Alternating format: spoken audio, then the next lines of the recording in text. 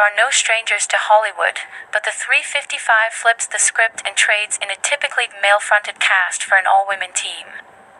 Starring Jessica Chastain, Lupita Nyong'o, Diane Kruger, Penélope Cruz, and fan Bingbing, the 355 follows in the trend of movies like Ocean's 8 and Atomic Blonde, though it's not based on a pre-existing franchise, by subverting cast expectations within the spy genre. The film was directed by Simon Kinberg, Dark Phoenix, who co-wrote the script with Theresa Rebeck, Smash, from a story by Rebeck and Bek Smith, Maleficent. Mistress of Evil.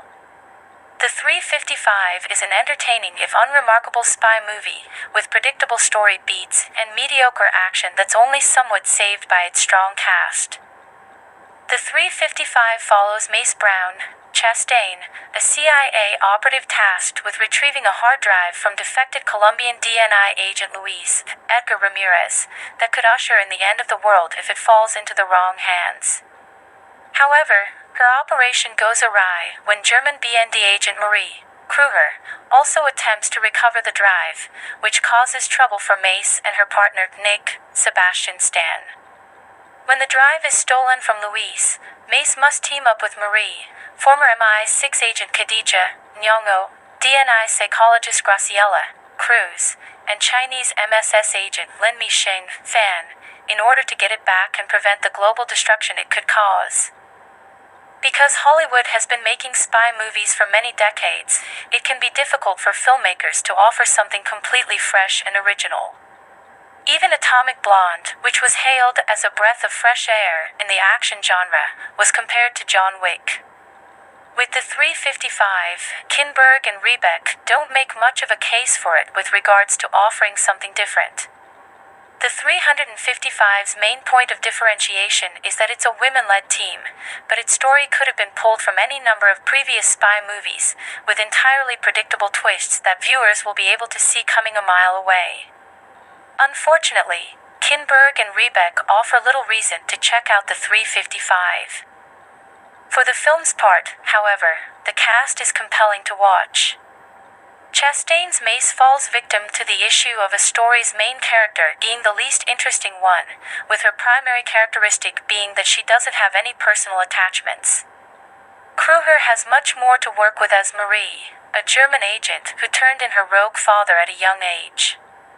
Similarly, one note are Khadijah and Graciela, who are the opposites of Mace and Marie, both having personal attachments in the form of significant others and families, making them reluctant to get involved.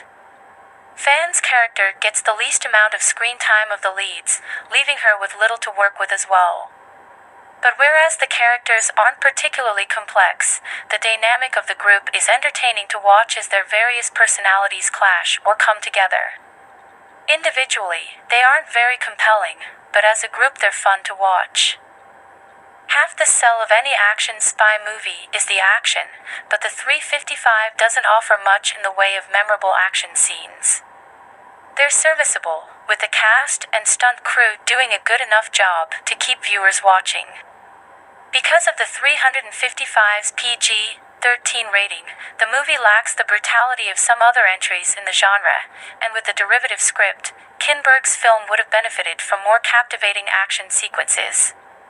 As it stands, the action sequences are largely unexceptional, not even managing to rise above the less-than-clever script. Perhaps the most interesting thing about the 355 is its lack of gratuitous violence toward women, though the leads get into plenty of scrapes throughout the course of their mission. However, the goodwill of that lack of violence is lost through a number of contrived lines and pandering to a shallow idea of girl boss spies.